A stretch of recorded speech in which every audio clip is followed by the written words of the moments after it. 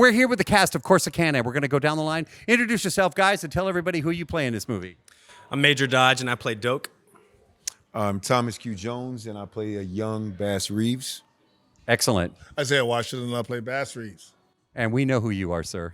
We know who all you guys are. How did this project find its way to you? I call it a godsend. I really do. I can't be convinced otherwise.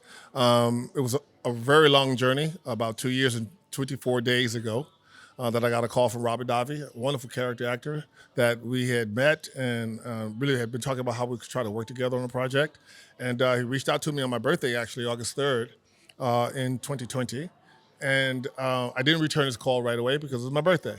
So I got this if you know anything about Robert Davi, he's very passionate, beautiful voice, operatic singer. So I returned the call, and he talked for like 20 minutes nonstop about how excited he was about this director at the time that was on it, and the story, which really intrigued me more than anything. He sold me on the story and what he thought the vision was for Bass Reeves and Corsicana. At that time, I didn't know anything about Bass Reeves as I thought I did, growing up in Texas, born and raised here. And then I was really disturbed because I didn't know anything about the early history of Corsicana, what made it Corsicana. So that was the hook for me. We got off the phone and deals, and by that time, I didn't hear from him for literally about 21, 22 days. By that time, I had already done a deep dive on the history of Corsicana and the oil boom, which eventually became ExxonMobil, and then really educated myself on Bass Reeves. And then I got disturbed and like, why don't I know who this incredible American hero is? And then at that point, I did something I never do. I got on a plane, took 50% of the fee, didn't even read the script, didn't care. Got to Corsicana, sat around, smoked cigars. At the time, there was a wonderful people. Met the crew at the time, met all the production people. Didn't even worry about anything. I just wanted to get out of California and do something about Bass Reeves, tell the Bass Reeves story the best way I can. Next thing I know, I have an AD coming out saying, I got to tell you, there's a lot going on. What's going on? I'm playing with refugees running from Louisiana. Like, I'm just happy, go lucky, eating at Chili's, ate way too much. If you look at the film, you look at my belly, it's not cool, not a good look. But I ate very well, was fed very well. And the next thing I know, she was upset and said, the movie's not happening. I'm like, what? Next thing I know, Amber Minot, the investor and producer, is in my room, along with the producer, Ryan DeLay, and says, look, are you leaving? I'm like, huh? What? Hell no, I'm not leaving, man. It's been 27 days. I'm pregnant with Bass Reeves. Now I'm here. And before I knew it, talking to the story writer, Robert, and we sat down with the director, and the vision didn't seem clear. He left, he was gone. I said, I'm doing it. But that was because of Lew Temple. When I first met Lew Temple, he said he didn't know what was happening. He's here. He's excited. He has his mask on. Take a mask. We were having a good time. And he says, then you should direct it. And I looked at him like he was a madman. I said, dude, I'm never directing anything. It's a thankless job. It ain't happening. Never going to happen. Here I am. I really have to give it to Lew because Lew stayed, I stayed, and then he told me the vision of what he wanted. He wanted to use the tarot cards, which is, you'll find a very strong storyline in here, very unique. And I insisted that he uses his Cajun accent because he's from New Orleans. So this is a different kind of bad guy. You haven't seen this kind of bad guy in a Western or a true detective story in this period at all. So I'm excited to see what the people have to say about it. And I'm glad you brought that up because we're going to call it your directorial debut, but you've obviously been around, entertainment and showbiz for quite some time. What surprised you about the experience, being behind the camera and the significance too of this story, which is very important? I was so immersed in what I wanted to do as Bass Reeves. If I go back and look at it, if I had more than 48 hours to think about it, then I would have had more time in a pre-production and to sit down with all the crew to talk about the vision. Once I decided to say yes, the vision was in my head and Josh Reeves' head and York Stein's head, his eye. So I didn't have time rewriting the script, saying we don't have time for this. This is an $8 million budget, 32 days. I don't know how you could have done this. Pressure of COVID, shutdown. I didn't have time to explain. And I'm from an old football coach, taskmaster experience. It's not about your feelings. It's like I have a job to do. And this person has put a lot of money and time for however long, but I'm here now. So this is what I have. this is what we can do, and this is the time that we have to do it. And it was difficult, but because the sun goes up and goes down, the sun doesn't care about your plan.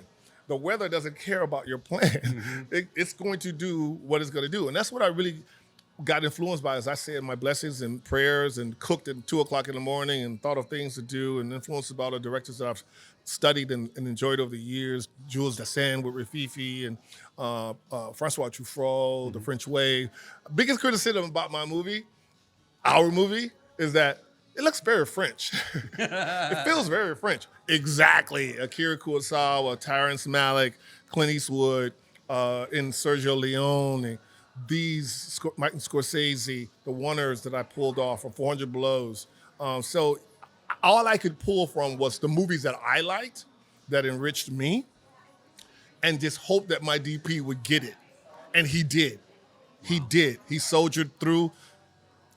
Whether anybody else got it, it doesn't matter. Like, why am I looking for a grasshopper? I'm not a grasshopper wrangler. Why am I looking for a spider? I'm not a spider wrangler. I'm like, well, you are now. I need a spider and I need that grasshopper. And actually, this grasshopper in this movie probably be the first grasshopper that get an Academy Award nomination. That grasshopper, if I could find that grasshopper, I will give them $10 million to work for that grasshopper. When you see this grasshopper in the movie, on action, that grasshopper did exactly what I had in my head. The spider for him and the flashback did exactly take after take what I wanted that spider to do. So well, when he was upstaging him, and the actor was like, man, get out of here. Get out of my shot. So it's grace of my God, man. You're going to create a new category just for that. For the spiders and the grasshopper. There you go. Now, normally I ask, what do you hope people take away from a particular film?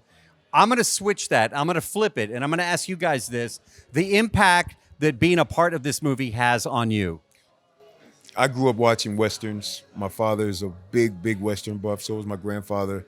I grew up, one of my favorite movies that I watch repeatedly when it comes on is Lonesome Dove. Huge fan of Robert Duvall and Tommy Lee Jones. Huge, incredible story. Danny Glover. So I never thought that I would have the opportunity to be in a Western, especially as a kid, because I never aspired to be an actor. And so when Isaiah reached out to me to play the young version of Bass Reeves, I didn't know who Bass Reeves was either. And I said, who's Bass Reeves? He sends me to Wikipedia, and I'm like, whoa, how do I not know who this guy is? And that was motivation for me to call him back and say, hey, I'm in. So I flew to Texas. As soon as I walked on the set, I see Isaiah with his mustache. I didn't even know I had it on. Oh, yeah. I'm like, I didn't even realize it was him. I saw him, and I picked him up again. It was like... I just saw this guy walking towards me, and I'm like, that doesn't look like Isaiah. But he picks me up, and I was already in character. And it was a period piece, so I was like, wow, I get a chance to play someone from this time period with an accent and a real character type role, which I'm always excited about. So it's impacted me incredibly. My mom, my dad, they're super excited to see the film.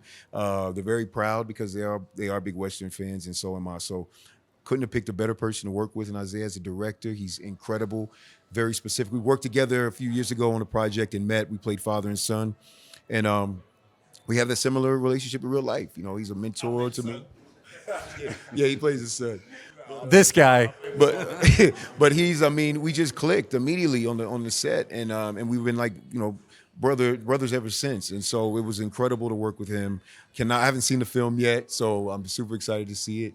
I know everyone else is going to enjoy it too. All right, I'm going to bring you in. I want to know about the impact story. No, because everybody's got a great story as it relates to this particular film. I have a lot of stories, but to answer your question, how this impacted me the most. So I've been acting for like 23 years. I made a film in 2018 called Bomb City. It won every film festival it played in, racked up a bunch of awards, got distributed, play in theaters. It was a really big accomplishment to make an independent film and then have it, be distributed and well received and win all those awards. Not easy to do. And so, my dad comes to the premiere, he comes to the opening night, and I look at him, I go, every kid wants his father's approval, right? I'm like, Dad, what do you think? He's like, well, be a lot cooler if you did a Western. Yeah. And I was like, dang. So here I am. I made a Western now. Now my dad thinks that I am the shit. Top of your game, that's what he says. Top of my game. But it's nothing like a dad to put his son off his high horse. Yeah. Pun intended. Another moment. He has his only Willem Dafoe mixed platoon moment in the woods in the movie. The whole crew looked at me when I staged this shot in the middle of the heat, it was just crazy. bug bites, snake threats. And I walked my crew ADs through the shot. And it's literally the shot start from here all the way over there to the bar and past. Okay. One camera, big move, right? They looked at me like, dude, I'm like, it's gonna happen. And he's gonna make it happen. And you're gonna get this and you're gonna get that and it's gonna be great. They're like, dude. I'm like, it's gonna happen. You're gonna get this and it's gonna be great. We did it. And the beautiful thing about editing, that's a whole nother thing. And Josh Reeves, the DP, was also the editor as well. And everybody just comes out. It's just fantastic. Great storytelling. All right, so Bass Reeves, and again, same thing with me when I found out about this movie. Wikipedia, I looked at, I'm like, why has this story not been told? How proud are you as a director that the movie's coming out? People will know about Bass Reeves more. His story, how proud are you that his story is now being told? More people will know about it. Well, to be fair, there have been countless depictions of him in television over the last 30, 40, 50 years, starting with The Lone Ranger, which both characters is Bass Reeves. He's Tonto. He rode a Pinto. He also rode a white horse. Those were the strongest horses he went on his tracking expeditions. He was in disguise, the mask. He would give out silver dollars for his information, which became the silver bullet. He spoke 5 languages, although he was illiterate. He was Tonto, an incredible tracker, very muted in terms of his thing. So, in my opinion, even Sherlock Holmes wouldn't be Sherlock Holmes without the legacy at the height of his career, as a detective. Even the U.S. Marshal, over 3,000 arrests, the U.S. Marshal still used his tactics that he created back in the early 1870s. 3,000 arrests, basically it's like arresting 100 people in the Indian Territory, which is worse than the cartel in Mexico, Chicago today, Iraq and Afghanistan combined. Literally, I was told by the historian Art Burton that when you went and crossed over from Fort Smith, Arkansas, and crossed over into the Indian Territory, there would be dead bodies that had been laying out there for days, weeks, months, and casings for all the battles of spent bullet casings. So I want to do another telling of where I have written that scene where you see a shot where he's walking, you see the hooves crossing over bones and just spent casings out in the middle of this really barren land. And after his efforts, much like himself, although they say he was the first African-American, he was not the first African-American U.S. Deputy Marshal. He was just the first to be the best at it. There were many other men and women like him, but no one has been able to surpass his record of making 3,000 arrests, was roughly 100 arrests a year in a 32-year career. So I'm proud to be behind other portrayals, but I hope that I got not only the story of, with his help in the flashbacks of his performance, the balance of the story of Bass Reeves, but also the introduction. So it was very important to me to try to strike a balance to introduce 2 brands that the average person is not familiar with. I didn't know where Corsicana was 2 years ago. I didn't know really who Reeves was 2 years ago. So the pressure was on me to try to tell 2 stories and build a brand and get out the gate first. And hopefully people will say, oh, he got it right. He got it right. Did you film in Texas? Where am I? Yeah. Okay, who am I? You're in Texas. I'm still. We filmed. That's the other thing too. That's important. What we thought we wanted to do, Josh was really adamant about. Well, it's a western, so it has to be brown. It has to look tumbleweed. It's not really peopled up. I don't have scenes where prostitutes in the saloons. You don't see people walking down the dusty town. It's just a chase movie. And you see these bad guys, less is more. I deprive the audience of gratuitous violence. Your imagination has to come into play here, right? You have to, your imagination is more demented than what I'm actually going to show you.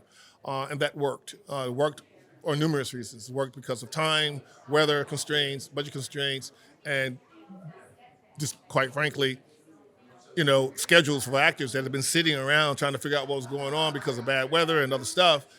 I lost them. I lost a lot of my bad guys. So I remember one day I had to prove to Lew, you don't mess with Lew Temple. Okay, this is what we're doing. So I gave the story to all of my so-called bad guys. They're not bad guys. They're just indecent human beings and that really believed in what they were doing, and they're very good at it. I had to show them what storyline is because the script was changing. I knew we didn't have time and the money to shoot all the other stuff. And it was even more violent, and it was even longer, more gunfights, but we just didn't have the time. But as an actor, they need to have something in their hand the night before, the 3 days before, so they could do what? Prepare. When I was preparing for my role, he gave me one thing that gave me all the motivation to carry it all out and justify everything that I was doing. So Billy Blair is in our gang of outlaws also. I think he's on his way. Yeah, but we're in an outlaw gang. It's led by Lew Temple, and me and Billy are at each other's. Not to give away too many spoilers in the film, but me and Billy don't like each other. Even so-called bad guys have boundaries. Yeah. They have codes. And his character comes out very clean. You don't know what it's about, but it's very visceral. And then the comeuppance and the payoff in the third act between those characters. I was telling 4 stories. The young Bass Reeves story, the Holt brothers story, the Holt Miller story, the Lew Temple story, 6. And, oh my God, 7. 8. Well, it's exciting because obviously we don't get a lot of Texas films. And I want to just, note that because it's important. Well, it's important because we're accustomed to seeing the imagery of desert area like in Arizona, in Wyoming, and those territories. I don't remember too many films that was filmed in a lush green, high grass, mountainous regions like Texas. And the thing about what's so beautiful were all the trees, the lushness and the greenness. And we did some color correction to try to make it brown and feel like a Western. And we all came to realize, no, this is not real. And it's not authentic. And I want to help do for Corsicana and the landscapes, which is a character in this movie, what Robert Rodriguez did with El Mariachi and what he did for Austin. I hope that after this movie, people will be beating Rose Dove Entertainment down, worrying Amber to death, going, how can we come to Corsicana and get to that landscape we saw on the screen? And that was my job, that was my goal, and I know we achieved that. We achieved that. And then we're all going to celebrate with chicken salad sandwiches. All right. And fruitcakes, yeah. And All right, fruitcake. awesome, That sounds great. good.